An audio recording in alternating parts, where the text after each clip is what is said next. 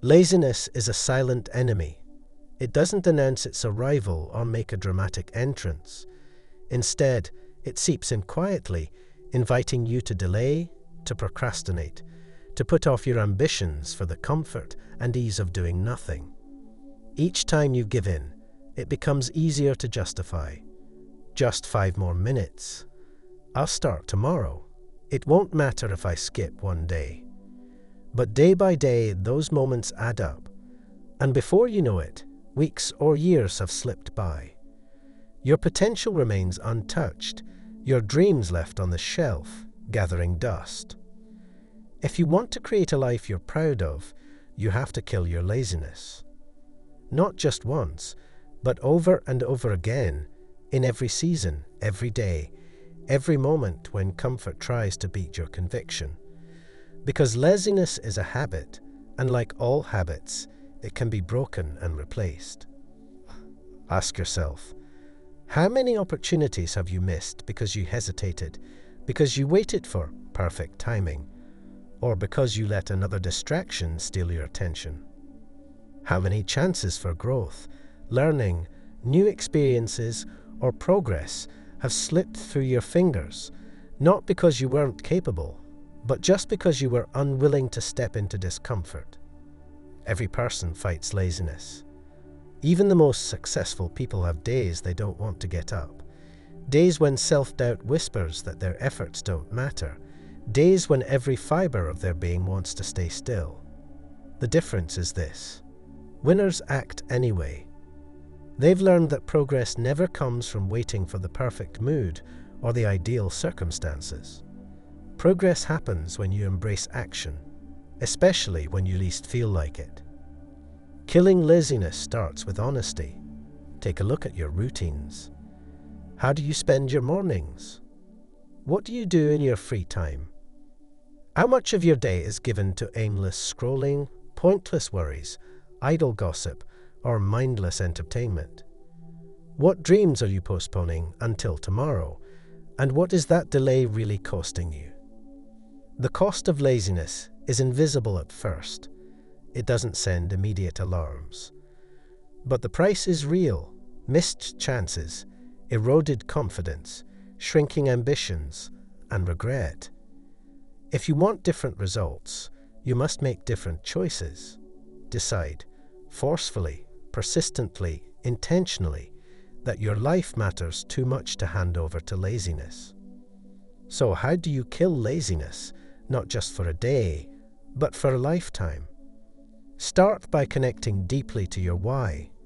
Find a reason that shakes you out of your comfort zone, a vision of the life or impact you crave, a desire to support your family, to master your craft, to leave a mark on the world. When your why is strong enough, the excuses lose their power.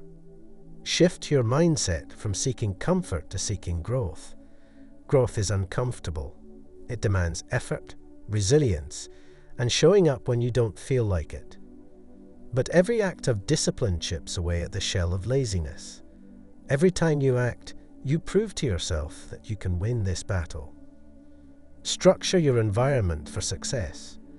Remove temptations that pull you away from your work. If your phone distracts you, leave it in another room during deep work. If a cluttered space drains your energy, clean it up. If social media eats your hours, set time limits or uninstall apps that offer nothing but quick comfort. Break your goals into tiny, manageable actions. The mountain can seem overwhelming, but the single step never is. Don't focus on the enormity of the task. Focus on the very next action. One paragraph written, one set at the gym, one phone call made, one small improvement to your skills. Action, no matter how small, builds momentum. Momentum erases laziness.